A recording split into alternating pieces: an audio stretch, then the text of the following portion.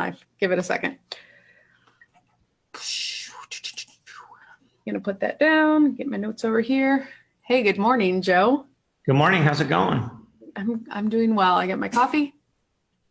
Are you surviving the polar vortex, the 5-day school cancellation? You know what? It's been really intense, and not because the kids are here. Like, yes, the kids are here, but it's been intense because I can't physically leave. The last 2 days, the cars that are outside have been dead in the driveway, and so I can't like get my car out. I was really blocked in until we pushed the car down the hill this morning. So there's that. Yeah. Yeah. How about you? I am surviving. My kids survived even better than I. They went to Florida for a couple of days, so that was pretty awesome. So Yeah. I got a little alone time to catch up, so it was great. Yeah, you did. That is very nice. You're not going to tell everybody where you sent your kids off to? I sent them to Disney World. You sent them to Disney World. We played the gamble that they would have at least a couple of days off. Turns out they had every day off, so it worked out good. Yeah. My wife loves Disney. My kids love Disney. I don't, so it worked out really good. Yep. So hopefully John never sees this and expects that he will have the same treatment, because it's very similar for me. The kids love Disney. John loves Disney, like not even a little bit. It's his jam. I don't. It's You not should my send thing. them with Sarah. Yeah, actually, I think that would be a really, really nice trip for them. They would all be full of joy, I'm sure. I think so. Yep, I think so as well. All right, we got some people coming on. Hey guys, good morning, Taryn. Good morning, Jean. We've got a lot of stuff to talk about today. I'm gonna chat about my coffee here for another second. So I have been, I don't know if you know this or noticed, switching my coffee mugs every week. You got your Sparty mug over there? No, I have my realtor.com mug. So let's take a super quick tangent, like a sidetrack here. People say realtor wrong. Yeah, they do. Everybody, a large majority of people do. Even a large majority of realtors do. There's no A. Look, watch. There is an A. It's there, but it's not in between the L and the T. Maybe it's just emphasized real, right? Real whores. Okay, well, I tried. I said it wrong my entire first year in real estate. All my first year. I totally screwed that up. I would say half the people that work at the Realtor Association say it wrong. I think you might be right. Also, Nicole Rank says, how do we all have this in common with our spouses? She is so weirded out. She apparently doesn't like Disney as well, but her family does. They take their motorhome all the way down. So that's really a hostage situation if we're talking about, from my perspective, being in one vehicle the entire time, living. Yeah, sleeping. Nicole, you're a trooper. Yeah, you are a trooper, a highway trooper. So my mug today, we're going to just show this off. It's a local gal. When don't I support local people? But she does wood carvings and does prints off of the wood carvings that she does. So Wusa. That's cool. Yeah, super cool. She's got a great Instagram if you want to follow her, if anybody's on Instagram. All right. Drew says, how do you pronounce it again? Realtor? Well, Drew, do you say docator? We make jokes, but this is a legitimate problem in our industry. And I know Drew, so I can joke with him a little bit. Yeah, we know Drew. We can joke. Hey, Darryl, how are you? Now, Darryl is an investor, a real estate investor. Do you have 3 or 4 multi-units here in Grand Rapids, Darryl? And here's the other thing about Darryl. We're going to dive into this topic here in just a second. The other thing about Darryl is that they're not just multi-units, they're historic homes. And so he has the additional level of like 1800s foundations and insulation and the historic district that he has to keep up with. Darryl, challenging stuff, man. Challenging stuff. Miles, Jen, they're all joining us. Good morning, you guys. So we're going to get started. Welcome back to the Backup Brokers Live, conversations and coffee about your real estate business from the broker's perspective. I am very excited to talk about this topic. I forgot to introduce us. I'm Tiffany, your Joe. Yes? Hello. So today we're going to talk about real estate investing 101. This is going to be kind of a higher level, maybe more diving into the why, but this is your genius zone, dude. Tell us a little bit more about you and Yeah, so I kind of nerd out on this. You nerd out on marketing. I nerd out on investment real estate. So, Yep. yeah, I'm very passionate about it because I am challenged, and I have been challenged to find a better investment vehicle, and I truly don't believe it's out there. I also think that there is such a large percentage of real estate agents that don't invest in real estate, and it bothers me because I think there's a lack of understanding of the process and the value in it. So I bought my first investment property when I was about 25, I think, sort of by accident. I had a friend that his dad was selling a home near the University of Toledo, and he wanted to get out of it, and so I bought it. Funny thing about that is that was 2006. I still owe more on that home than it's worth. Still. Oh. To this day. It's been the worst investment that I have made to this day. It's okay because I'm going to hold it long term, but that's kind of how I got started, and just went from there. Well, let's go down that path just for a minute. I'm going down a lot of side tangents today, and that's fine. So if you buy a house over market value, but your strategy is to hold it long term, is it still a good investing strategy? Buying over market value is never ideal, but buying over market value when you have to sell is devastating. The large majority of investors in the Great Recession, 2007 to 2010, the reason why they got hurt so bad is for some reason they had to sell. Everybody that held onto their properties and made it through, they're perfectly fine. They've recovered. They've got great equity. So if you overpay a little bit and you hold it for 10 years, it doesn't matter. Right. It doesn't matter. Now, the Great Recession was really when you hit your stride. I think I remember you saying you purchased quite a bit during that. So I kind of thought, so this is how I got into real estate. I kind of came in the back door as an investor. So I was an investor before I was an agent and a broker. And in 2008 and 2009, I partnered with a couple other individuals, and I thought that we would maybe buy 5 or 10. We'd have a little bit of cash flow, a little bit of, retirement savings built up through equity, a little bit of tax savings. Well, between 2009 and 2012-ish, we bought over 300 units. Sheesh. So, yeah, I wouldn't recommend that for anybody, but at the That's same a handful. time, the times demanded that. I mean, it was like shooting ducks in a barrel. I mean, it was hard to go wrong at that time. So it wasn't like I was it's not like I'm Warren Buffett here and I was playing the market and picked it at the right time. It was just the time, the market was right and I was right to buy. So it timed up really well. So it became a career path for me, and really investment real estate was my springboard into real estate brokerage business. So. Okay. Well, it was definitely a good time for real estate investing. You were not alone in that. So during that time, I was a HUD closing agent, which meant that I was at any closing that the government owned to sell. And so I would have investors coming in with armloads of files. The most that I ever sold was 31 to one investor in one day. And that guy came like every other week. Yeah. Yeah. It was an intense time. I have all sorts of notes, but now we're going down this line of conversation, and that's fine too. Did you have a property management company right away, or did that evolve as you were investing involved? So like a lot of real estate brokerages, property management companies were hit really hard during the recession. Sure. In the market that I was investing in, we couldn't really find a stable, reputable property management company that meshed well with what we wanted to do. They are here now, but they weren't in 2009, 2010. So we self-managed. So I have a general manager, a person who shows the properties. We have 2 full-time maintenance staff, a bookkeeper, and an assistant. But it took a lot of time to get there. One of the mistakes that we made is we tried to manage these ourselves because we didn't think we were big enough, or we didn't think we had enough revenue.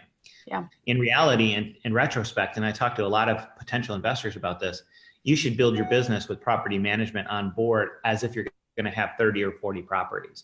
Because the reality is it slowed us down. It took our eye off what is the most profitable part of this business, and that is executing the properties. But property management will make or break your business. It is beyond critical. How do you interview a property management company? I think when you interview a property management company, you want to see, what have you done for other investors? What's your portfolio of management look like? Give me some names and numbers of the investors so that I can reach out to them. How long have you been doing it?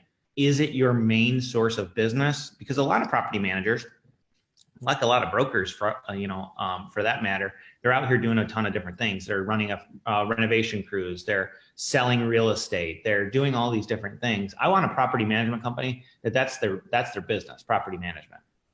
I also want them to have, I want to have full visibility. So whatever they do for me, I want them to have some kind of online dashboard that I can have visibility with. Very nice. Okay, let's take it all the way back. How would somebody like me get started in real estate investing as a real estate agent? Because there's first of all, there, right? There's can be the real estate investor, but then there's a real estate professional that gets additional benefits. So, well, that's a tax designation. Okay. So there's a tax designation called professional.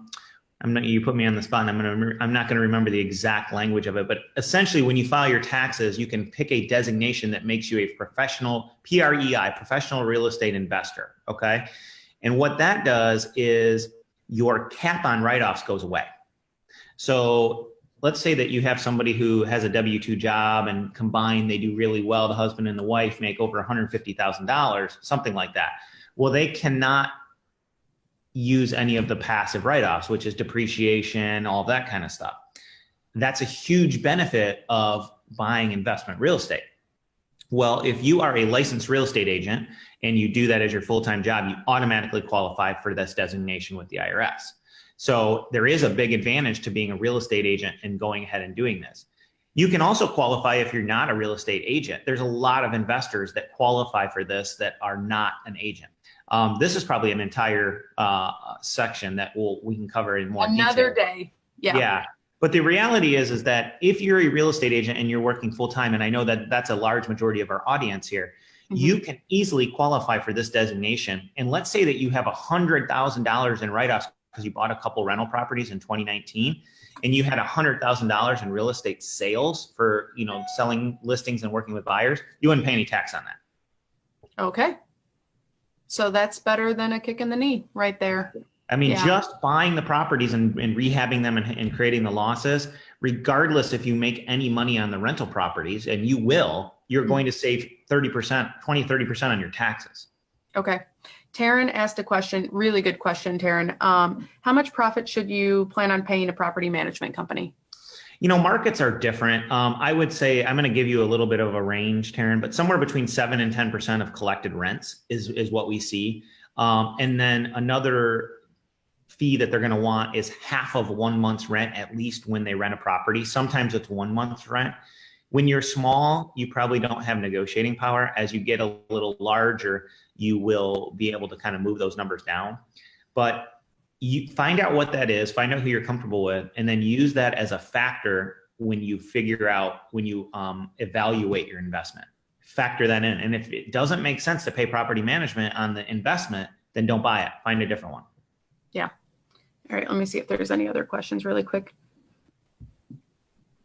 Darrell let us know he has four plexes, which are right next to each other, and he lives on site. That's a good wealth building strategy. That's a great wealth building strategy. Buy a duplex and live in one side and rent it out to somebody else, live there for basically free. Yeah, I agree. So while we're talking about wealth building, what does that look like? If I'm getting started, I've got this tax advantage, I'm sure there's more to it than just that. What does true wealth building look like through real estate investing? So I define wealth maybe a little bit differently than other people do, but I define it as a factor of money and time, meaning that there's a lot of ways to go out and hustle and work 80, 90, 100 hours or travel all the time, and you can make a living, but I don't think you can have a life. And to have a life, you have to have time and money.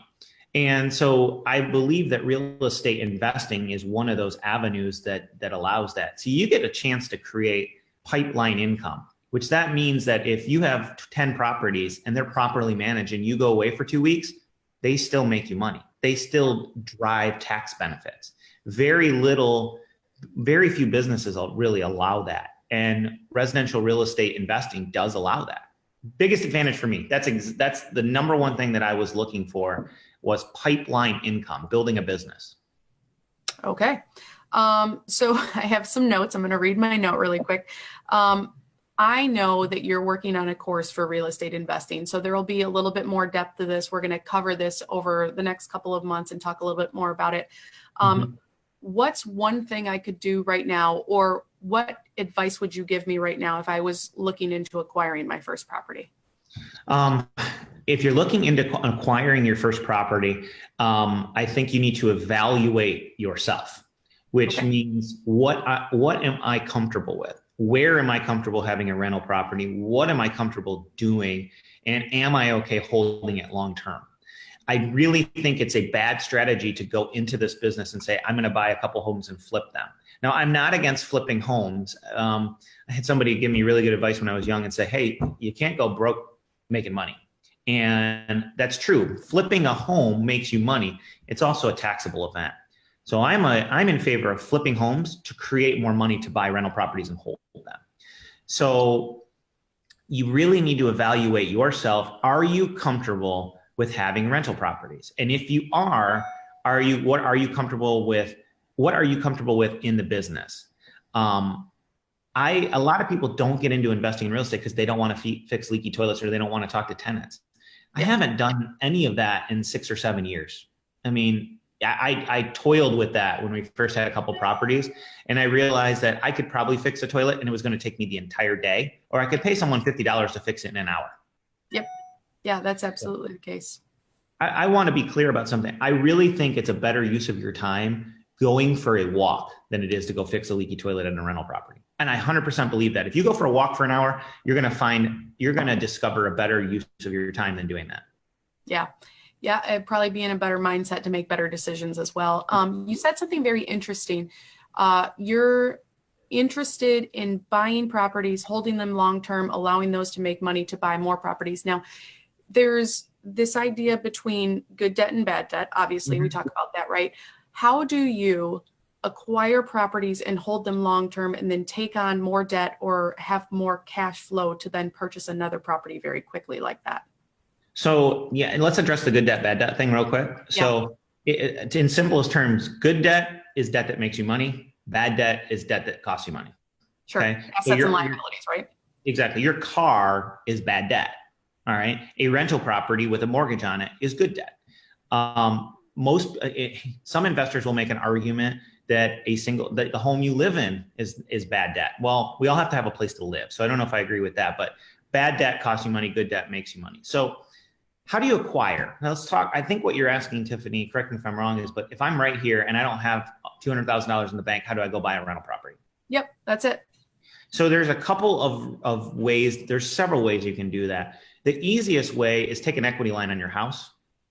If you have equity in your home right now, consider putting a HELOC on it, a home equity line of credit. It doesn't cost you anything unless you use that money. Sure. And it's cheap money. I mean, we're talking 4 or 5% interest only that you could have available. It's always easier to get money when you don't need it than when you need it. So if you're thinking about investing, I would consider getting a HELOC. That is basically what I did when I started.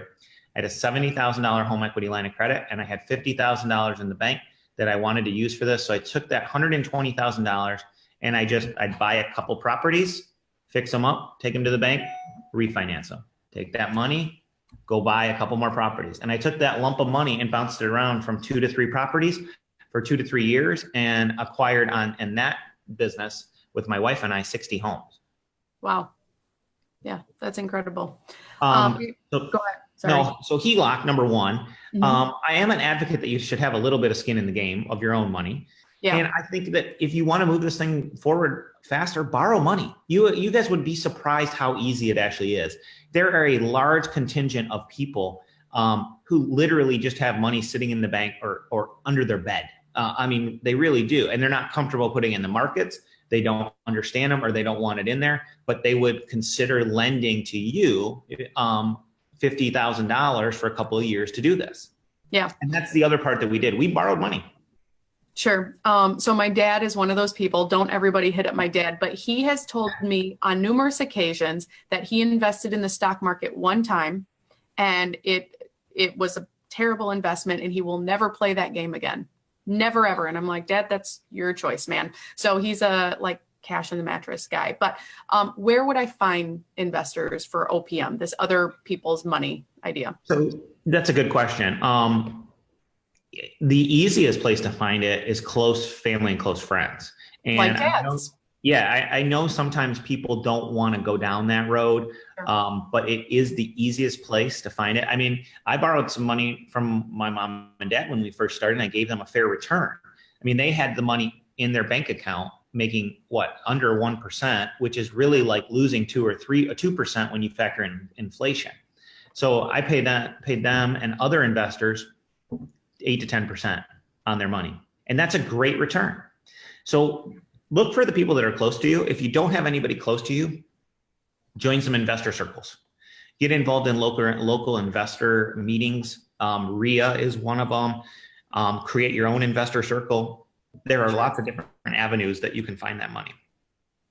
Drew asks, have you ever done a 1031 exchange? No, I'm in the process of selling a group of properties to somebody who's doing a 1031. 1031 can be a great program. I mean, if you're going to cash out several $100,000 and you want to defer the taxes on it, it's a great program. There's some complexities to it. You have to have a fiduciary involved. You have to identify properties in a certain time frame, but it's a solid program. If you're going to cash out and make 20 grand, just pay the taxes on it. All right. It's not worth going through it. But if you're looking at cashing out on something and you've got several $100,000 and you want to remain an investor, it's a great program. Yeah. So just for a higher level overview of what that means for maybe our audience members that don't know what a 1031 exchange is, it is when you sell a house and you identify another one very quickly and you roll up your profits or what you would have got out of that house into the next one. You don't physically touch that money because you have a fiduciary, like a title company, or maybe lawyers, or I don't know if they're fiduciaries or not, but they're the ones that hold those funds, and you have to identify and close on the property within a certain amount of time to not have the capital gains tax. Yeah, that's exactly right. It's called a like-kind exchange. So yes. Let's say you sell an apartment complex, you can't go buy a house, right? You typically have to buy something of equal value or higher as well. So you have to keep stepping up. And my understanding is actually let's say that you make $500,000 on a sale, but then you finance something where you only have to put $200,000 down. My understanding is that as long as you are stepping up, that defers all of the capital gains. You don't actually have to invest all of the money back into the property. Okay, very nice. I had not heard that. So that's good to know. And maybe we'll just have you guys check with your fiduciary or whoever your tax person is on that one. But I'm not saying that's not the case. I just hadn't heard that. And that's great news if that is the case. Okay, what about common mistakes that people make when investing? Like your first one, right? You still owe more money on that. Is that a mistake? Yeah. And that was a mistake, and it was a product of the times a little bit as well. Sure. So, here's the deal. Common mistakes. Not having property management ready to go, not having a plan, overpaying to the point where you have negative cash flow. So I don't have negative cash flow in that property. So it's in a good area. So I'm okay kind of sticking it out. It's not a big deal. I have a hold strategy. But overpaying, one of the biggest mistakes I hear potential investors or somebody that wants to buy a rental property is, I love the area. I don't care if I lose $50 a month. That is a bad strategy. Okay. Yeah. That is a really bad strategy, because what happens, you should just play the stock market at that point, because that's speculative investing. You're betting that the property is going to go up in value so you can sell it someday and recoup your losses. You don't have to do that. So the biggest thing is make sure that you are buying in there is positive cash flow. Secondly, buy in an area where you can get good, stable, long-term tenants. Okay. I think for all pockets and all markets of every city have investors that are doing well in them. But it's easier for you as a new investor to do well in areas that are going to provide a little higher rents, a little more long-term tenant, even if you have to sacrifice a little bit of margin. Do you look for a specific mix of renters versus homeowners when you're looking at those neighborhoods? Yeah, I do. There's a couple of things, on our rental properties, when we buy one and rehab it, I make it so nice. I don't go over the top, but it is in the echelon of way above average for the rental competition. So Okay. even if something slips a little bit, I know that our property is going to stand out and we're going to get a good renter anyway.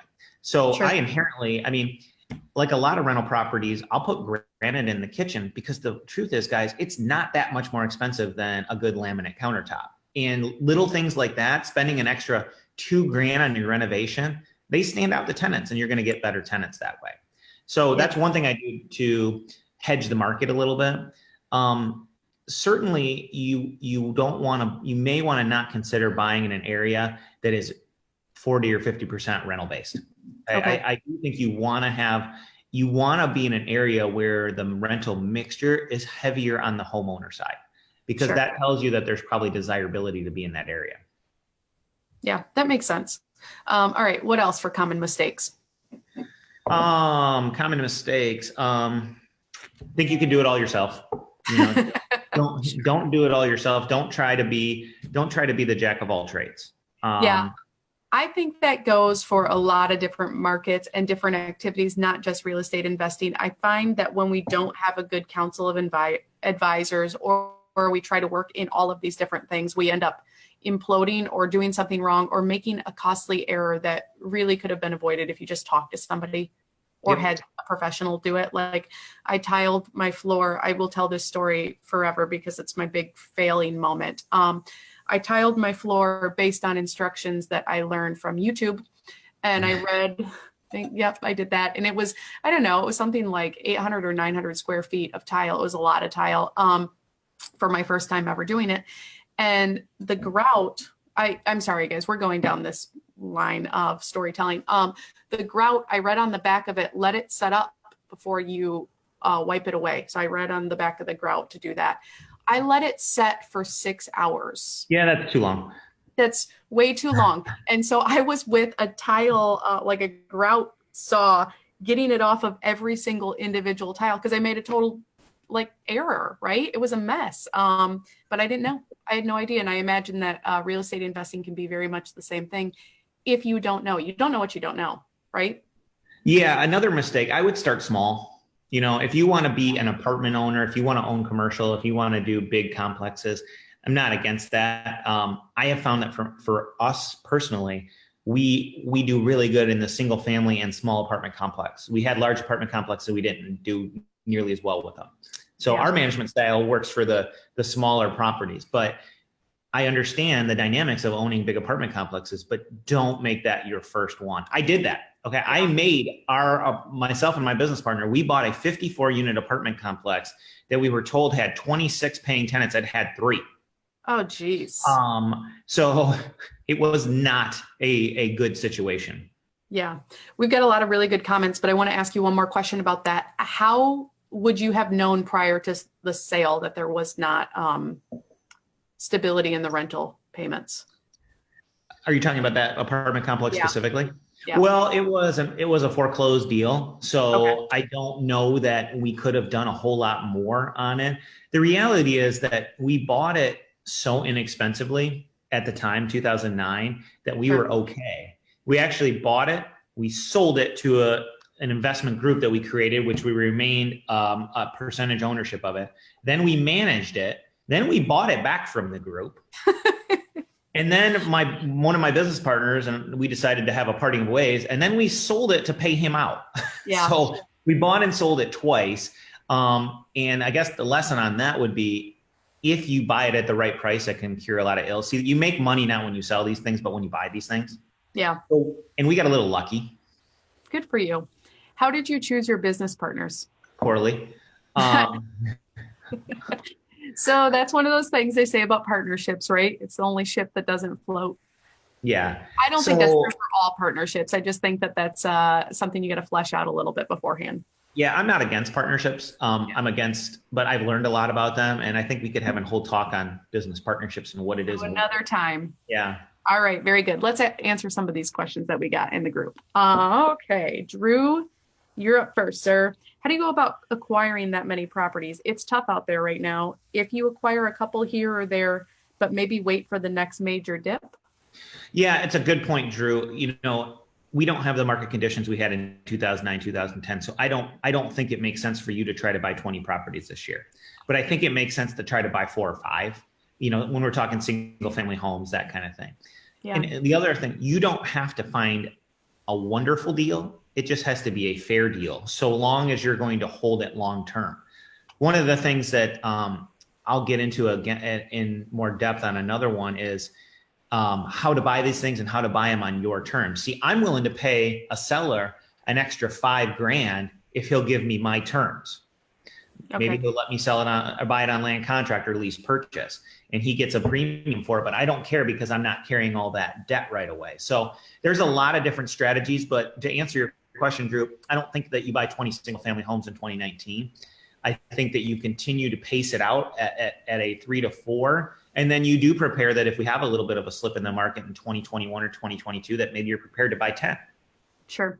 The other thing that I think is really interesting about you is that you're not bound by state lines. You've invested in a lot of different cities. And so maybe evaluating what the market conditions are like in another city makes sense. Yeah, I have. I mean, I've bought primarily in Michigan and Ohio, but I've gone from Traverse City down to Toledo and invested in investments all over the state. So I do think investing in looking at the market conditions. One market condition that's always stable is university housing. Now that's a different game that I haven't really gotten into a whole lot, but you get a lot of turnover, but you have a lot of renters. So that's a fairly stable investment, less return, but stable. Yep. In all markets. And Michigan is interesting, at least Grand Rapids is, I think you can rent out 4 unrelated people within a house. And that happens quite often in university housing. Mm-hmm. Yep. Okay. Question from Darrell. Joe, you've used a self-directed IRA to buy and sell. I've been told that you can sell multifamilies and buy single family homes in a like exchange. Been told by my CPA that a like exchange means real property making income for another real property. Thoughts on that? Yeah, I believe that. Yes, I believe that you can do that. You could sell multifamily, but my point is, if you sell multifamily for $1 million, you can't go buy a house for $100,000. You could buy a group of houses for $1 million, $1.1 million. So you are right, Darrell. You just have to keep stepping up a little bit. Yeah. Okay. We talked about common mistakes. Is there anything about real estate investing that you don't love, that you want to let people know to look out for and just be aware it's part of the process? Yeah, I don't like the tenant interaction at all. Okay. And I don't mean that to be overly. I should have known you were going to say that. That's what I should have known, but I didn't, and it caught me off guard by the fact that you did say it. and I don't like it. It's not because I don't like people, and I don't want it to come across that way, but I don't have the patience for something like this. I can't pay my rent that's $850, and then you walk over there and there's a new Xbox and a 70-inch TV on the wall. I'm sorry, I don't have the patience for that, and I don't have the time to sit down and do a financial planning lesson with every tenant. Right. So I've learned that about myself, that I'm not the right person to interact with that, and so I've hired that out. We do a lot of different things for our tenants. Around the holidays, we send them a newsletter wishing them, happy holidays, explaining some stuff about heat and that kind of thing. And then we also give them the opportunity to sit down with us and let us know if they think they're going to be short over the holidays. And so we are not heartless. We do work with our tenants to a certain degree, but I would encourage you, that's a spot where a lot of small and startup investors go wrong, is they keep giving their tenants leniency, and all of a sudden, they owe you $3,000 and you go to the house and they're gone. Yeah. And we've learned that you just can't do it. Yep. Question, how do you vet general contractors? It's been very challenging for me so far. Yeah, so general contractors are a challenge. So we got lucky. We hired a master carpenter when master carpenters were out of business, and he's been on our staff as a preferred contractor for a long time. So we got really lucky. Yeah. How do you vet them out? References. Show me some other jobs you've done. Give me some phone numbers. Put them on a small job. Okay. Take a little risk on a general contractor and let them put a new vanity in your bathroom. Something small. Okay. Before you let them renovate an entire house. Yeah, that makes sense. because you don't want to be shackled to that person if you gave them the whole job and it was the first time and they're 2 weeks delayed, 3 weeks delayed, they don't show up for 3 days, you're chasing them down, trying to figure out where in the world they are. Yeah. I have found, and maybe you have too, that contractors are very good at their craft. They are not very good at organization. Oh, that's 100%. And I don't want to paint it with a broad brush, but most contractors are good at their craft and they're not very good at running their business. And you have to kind of do that for them a little bit. The other thing, don't pay anybody by the hour. You know, if you need to pay a handyman to come out and fix a leaky sink and you charge by the hour, okay. For renovation, for bigger projects, pay by the job. Always pay by the job. All right, good advice. Are there any online tools or calculators that you'd recommend for evaluating opportunities for investing? There are, and I'll place the links in here so that you can see them. There's a lot of different online tools and places to go. Also, in reference to references, I know that you like Rich Dad, Poor Dad. Are there any other books that you would recommend? You know, Rich Dad, Poor Dad and Cash Flow Quadrant, both written by Robert Kiyosaki, are great theory books. So they're really, really good about sharing some of the benefits. They give you the why really, really well, but they don't give you the how too well. Yeah. But I would that everybody reads that. That's part of the reason why I want to do this real estate series, is because I don't feel like there's a lot of books to tell you exactly what to do. Here's a blueprint for this. Here's a blueprint for that. And I don't know why that is, but that's something that I'm hoping to fix over the next couple of months. Maybe they're just all trying to keep their secret sauce to themselves, not trying to find out. And I don't care about that. Yeah, I'm looking forward to that as well. You do a really, really nice tax class regarding investing, and I think giving more of the mechanisms of how to invest is going to be really good over this next bit. And then also in your course, this is more of the why conversation though, right? The why real estate investing makes sense for your wealth building strategy. So we talked about common mistakes and things that you maybe don't love, like the tenant interaction. What about things that you love before we sign off for today? Yeah. So like any business, real estate investing is not perfect, but I love the passive cash flow. I love the tax advantages. Those two things are fantastic. I love the tangible asset, right? You have something that's tangible. I also like the liquidity of a single family home. I'm not looking to sell any homes right now. However, let's say that I have some project that comes up that I need $100,000 of cash to do it, and I really want to do it. I can sell a single family home or two or three a lot quicker than I can sell a 40 to 54 unit apartment complex. Sure. So I like the liquidity. I also like the stability of them. I mean, I have a tangible asset in a stable area. The other thing is, what happens when the real estate market shifts and it becomes a buyer's market? Well, we know that value may come down a little bit in the market. But what happens to buyers? It's harder sometimes for them to find home. It's harder to get financing. It's harder for them to have enough down payment. Lending tightens up. Interest rates go up. Well, guess what that does to the rental market? It makes renting more attractive. We get more renters in a slower market than we do right now. That's great. That's really good. Any final thoughts from today's episode before we sign off? Yeah, do it. Okay. Do it. Buy rental properties. We'll keep talking about the hows, but there is nothing, in my opinion, there is nothing that you can do to set yourself up for financial freedom than single family homes, multifamily homes, whatever you decide to do in the United States. It is the best investment vehicle that we have. I think that's a great way to sign up, and I agree with you. Stop saying I'm going to do it. Get it off your round to it list and just do it. Just do it. Well, thank you, Joe, so much, and thank you to our audience. We love doing this, and we'll keep doing it. So we will plan on seeing you all next week for the backup. Thanks, everybody. Thank you, guys. Bye.